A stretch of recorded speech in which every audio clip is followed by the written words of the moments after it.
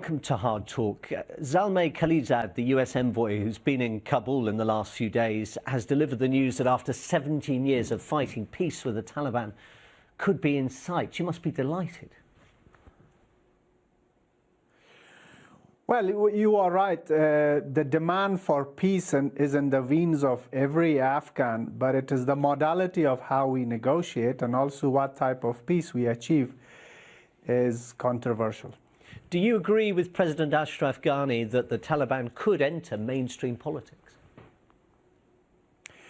Absolutely. We have never opposed any group to become mainstream politics, regardless of what type of politics they pursue, as long as they don't resort to violence and intimidation. Of course, they are most welcome to become a mainstream political entity. It must be frustrating, though, for you as a former directorate of the security agency, former Director General of the National Directorate of Security. You were there for 6 years, I think, to know that last week, just hours before its leading members sat down for another day of talks with the US envoy, the Taliban attacked one of the NDS bases, killing at least 43 people and injuring many more. They're just the latest in, 45,000 serving Afghans who've died in the last 5 years, according to President Ghani. All of them volunteers, certainly the army ones, none of them compelled to serve. But obviously not even enough of those, because some of your former agents have found themselves serving on the front line. It raises the question of how long Afghanistan can carry on without peace. Well, first of all, it doesn't add to our frustration. It adds to our anger. It adds to our determination, and it adds to our resolve to defend the dignity of our country. How long should it continue? It should not continue for a second. The peace must come today and this moment, but it's not in our hands. We have not launched this war. We have not initiated this. We are victims, and we are on the receiving end of it. The terrible problem for Afghanistan, though, is given the numbers I've just quoted to you, the reality is that if the Allies and the United States were to pull out, you'd have to sue for peace to the Taliban, possibly on their terms, because you don't have the capacity to keep the fight up. Well, I mean, let's put this straight. We are not a country that have been invented by the West. We were not born on September 12, 2001. We are a very old country, a very old nation. We have fiercely fought for our dignity and honor and independence. We will continue to exist post-Western withdrawal, if that happens anytime soon, which I am not sure. So this is a psychological offensive on Afghans, that you are so dependent that if there is no West, you cease to exist as a state, or you cease to exist as an entity. I completely disagree with that. We will be able to fight for our people, for our country. Well, let and me of put course, you... with the West, it will be an added value. Let me put to you, I'm sorry to interrupt, but let me put to you the words of President Ghani himself, interviewed by CBS, the US television network, last year. We will not be able to support our army for 6 months without US support. The reporter: did you just say that without the US support, your army couldn't last 6 months? President Ghani: yes, because we don't have the money. Well, we have not necessarily defended all along our country with money and with donated metal. I mean, there are other values, and there are other, solid values in this country which we can mobilize to defend our country. Probably President Ghani then meant that if we are to conventionally defend the country, we need the assistance of the West. I do not disagree with him that we badly need assistance of the West, because we are in the frontline, global frontline, fighting terrorism, fighting radical, fanatic extremists. That's true. But to say without the West we will not be able to put up a fight for our dignity is wrong. Even with the West, you're struggling, aren't you? All the statistics suggest that after 17 years of this particular war, and goodness knows Afghanistan has had to endure war pretty much on and off for the last 40 years, nearly half of the country is not in the control of the government? Well, I completely refute that BBC statistics, half of the country. It's not, no, I don't forgive know me, it's where not you BBC got that statistics. I can tell you exactly where I got that from. This is from the report of the Special Inspector General, who is appointed, as you know, by the US government to assess the reconstruction. And the figures they gave, and these are dated January the 31st, 2018, were that a total of 56.3% of the Afghan districts were under Afghan government control. That leaves best part of 50% not, doesn't it? Well, that's a joke. I think you mean Cigar. They are sitting behind desks in Kabul, and they don't have people in the field, and they are not traveling around. I disagree with that. But let me tell you how I measure control of the government. First of all, if you look at delivery of services, we provide in one way or another services to over 85% of our population. They obtain passports, they come to medical facilities run by the government. Yes, they have to come to places. For other they're not legal able to provide them interaction with the in your service. areas. Well, right. I mean, and then if you mean physical control under the government, I was Minister of Interior until a week ago. Of 400 plus districts we have in the country, 107 are disputed. They are contested areas. Doesn't mean they are under the Taliban control. And the Taliban have no major town in their control. Doesn't mean they're under your control either. Well, I mean, you said 50% of the country is in their control. That is totally wrong.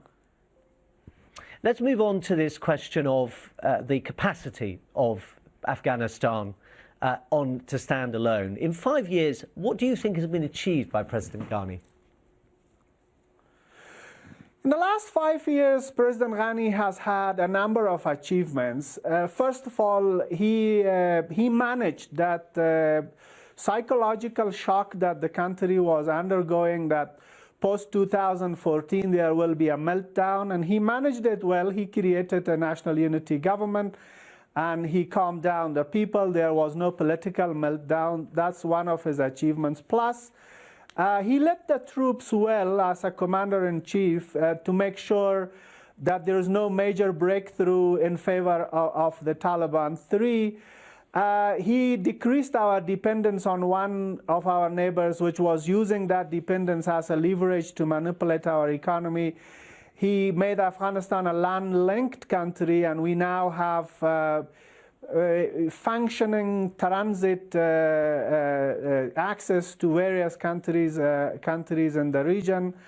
And he also managed to maintain best of relationship with our allies, both in the West and in the region. And lastly, he maintained the progress and the pace of the progress of the past, and he added more things to that. So I believe under enormous stress, under enormous pressure that he was and still is, he did well, and he is doing well. You can look at some statistics which underline perhaps the difficulties he still faces, and perhaps to measure against your list of achievements. According to the Afghan Central Statistics Organization, the poverty rate has gone up from 38% 7 years ago to 55% in 2016-2017. So more than half of the population, according to those figures, living in poverty. A UN survey at the end of last year suggested that opium cultivation was the second highest measure since the UN began monitoring it back in 1994.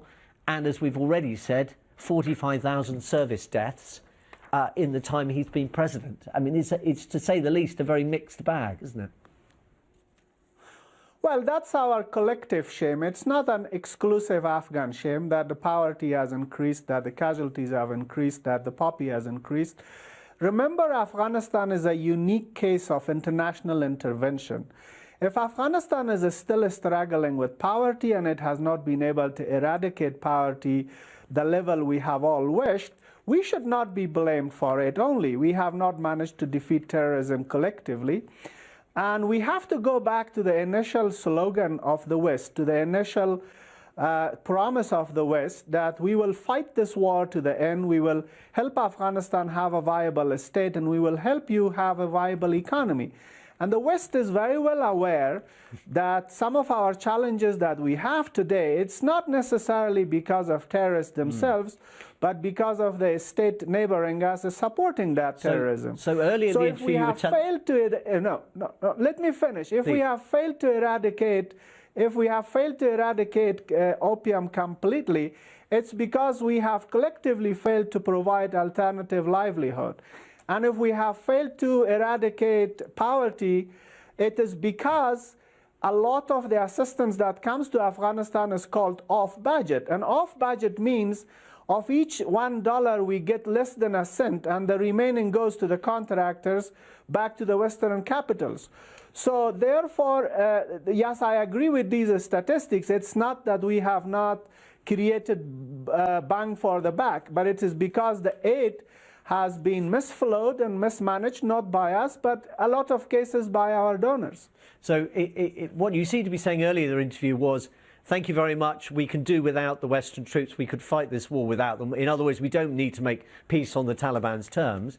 Now you're saying, actually, we do need all of this international help, and in some ways the way it's been conducted is part of the problem. Do you need the West or don't you need the West? Well, the history has, it's an interconnected world. It's one way to say we can't do without the West. But let's be also very honest. Has the West been able to make it without us? Why should Afghans be under this enormous psychological pressure that you are a dependent nation? Of course, economically we are dependent, but security-wise also remember, West is also dependent on us. We are giving the ultimate sacrifice for global security. It has been our blood and our bones in defense of this cause. From the West, recently it has only been money and metal, money and weapons. We are giving the sacrifice. So please make sure this is not considered a charity case. We are a partner, we are paying with our blood, and we are paying with our lives. So we don't consider it a charity from the West. We are partnering with the West.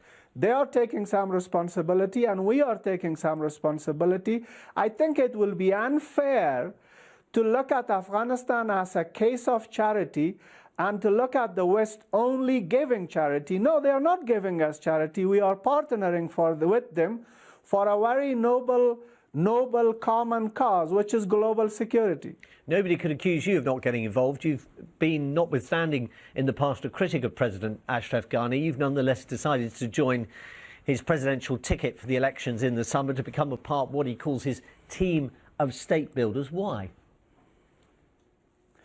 Well, it's gracious and kind of him to bring his critics close to him, to trust them. In a country like Afghanistan, which is a very diverse society, a society affected badly by rumors, by conspiracy theories, and it's a country where there is mental fragmentation about a lot of things. When a president feels so confident and secure to bring his critic and his team, that shows his passion for the country and his patriotism, and also in his belief for diversity. So I appreciate it. I have come to join him with my identity. I have not deleted my history. I have not regretted my critique of him, but I am very grateful and thankful of him for opening up the palace and his team and bringing people who have been criticizing him. So because he believes we are Afghans regardless of where we are, and the Afghan unity is paramount for creating a strong state. And I believe he is a state builder, and I am very honored to join him build a stronger state. Last April, after an attack in Kabul which killed 25 people, you put out a tweet which said, Islamic State, or Daesh as it's often known, in Afghanistan is fake. Why do you believe that? Well, because I am an Afghan and I have been intelligence chief, I have been Minister of Interior, I have done a lot of research. The ISIS Khorasan is very largely fake. It's not migrants of the mainstream ISIS from Middle East who have come to Afghanistan. For the Pakistanis to present the Taliban as good boys, they have created another terrorist group called it ISIS-K in order to show that the Taliban can be good terrorists. In fact, the Taliban are like the Microsoft of the so-called ISIS-K, Islamic State Khorasan. They are fake. Defeat the Taliban, there will be no Daesh. Defeat the Taliban, there will be no Al-Qaeda. Defeat the Taliban, there will be no infrastructure left for manifestation of terror in any form in the future. Let me put you what Fawad Chowdhury, Pakistan's information minister, tweeted last month in response to your comments, some of your comments criticising Pakistan and also suggesting that Pakistan was talking up the IS threat in its own interest. You said, he said, trivialising the threat of IS is to live in cuckoo land. The new Afghan interior minister, which was then you, although you only were in the job for 17 days because you resigned to fight this vice presidential job, he needs a reality check. Decide if you want Pakistan as a partner or as a scapegoat for your own government's failures, Mr. Minister. Time to get real and give up phantom thoughts from a paranoid mind. Are you being paranoid? Well, not necessarily. Even if I am paranoid, perhaps as an individual, but they are paranoid as a state. And his tweet is very indicative of the paranoia within the state system. When an Afghan speaks the truth, they find no other solid fact except to attack that individual personally, which shows how vulnerable and how insecure they are. I have said this, and I want to say again, when I see Pakistanis, especially the official ones, I put the facts on the table. They are unable to look at my eyes and say this is refutable. Zalmay Khalilzad, the UN envoy. Sorry to interrupt you, but I just want to pick up on the point you're making. Zalmay Khalilzad, the US envoy, clearly appreciates what he sees as a constructive role by the Pakistanis. He was quoted in the New York Times just a couple of days ago. I appreciate their hospitality and resolve to push for Afghan peace. We're heading in the right direction with more steps by Pakistan coming that will lead to concrete results. Well, let me also quote Khalilzad's boss, President Trump, who said, Pakistan, you cannot fool me. We have given you $30 billion and you have supported terrorism. This is time you come to senses and deliver. That is also from Khalilzad's boss, President Trump. So we should give weight and we should give importance to the first man in America, to the White House statement. That's coming directly from the mouth of President Trump. So I echo what President Trump has said, and his South Asia strategy is a very sound strategy, and I hope all efforts of Mr. Khalilzad is in the context of South Asia strategy. I think President Trump understands that Pakistan is a deceptive system, it's a deceptive state, and he has been very true. You know, I like that tweet of him. I think it was so fantastic. He said, we have been fooled, and I hope the Americans are no longer fooled by the deceptive Pakistani system. And I hope Mr. Khalilzad, as I said, play a role in the context of the South Asia strategy of White House, which says Pakistan is supporting terror infrastructure, terror groups, and we have to end it. If that, though, means talking peace, coming to a deal with the Taliban, which would thereby remove Pakistan's influence, if you're correct, in Afghani daily life, isn't that a price worth paying? Well, we are not saying we should remove Pakistan's influence on Afghanistan. We say we must legitimize Pakistan's influence in Afghanistan. If they respect us, if they see us as a state, if they see us as a nation, if they see us as an equal neighbor and partner, they can have massive legitimate interest and influence in Afghanistan, and no Afghan will oppose that. But if they want to put a gun on our head and then they say and ask us to accept their dictate, that will never happen. Afghans are ready to pay even a higher price and not be dictated. You know, the dichotomy about Afghanistan is we are very poor, but in the meantime very proud. A lot of people think to come here and exploit our poverty and push us into becoming docile or accept domination, we have resisted and we will resist. Poverty has never been an excuse for Afghans to look down and bow down. We have always stood tall and proud. We will continue to do that. So my message for the Pakistanis is, you can have in us a very proud partner inviting you to partner with us in economy, to partner with us in development, to partner with us in economic development and regional integration. But if you want to play 19th century game to subdue us, you are mistaken, you are wrong. We are too heavy for you to punch. I'm sure the British, if they know their own history, would acknowledge that and acknowledge what a proud nation Afghanistan has been for many, many centuries. But there does seem to be a momentum for something to change, doesn't there? Let me quote you, Roland Kobia, the Special Envoy from the European Union, who said, "We need to be ready. The diplomatic and political activity has created totally new dimensions." Would you accept that there is now a sense that something is changing, that finally peace could be in Afghanistan's grasp? I would rather change that phrasing of could be. I say it must be.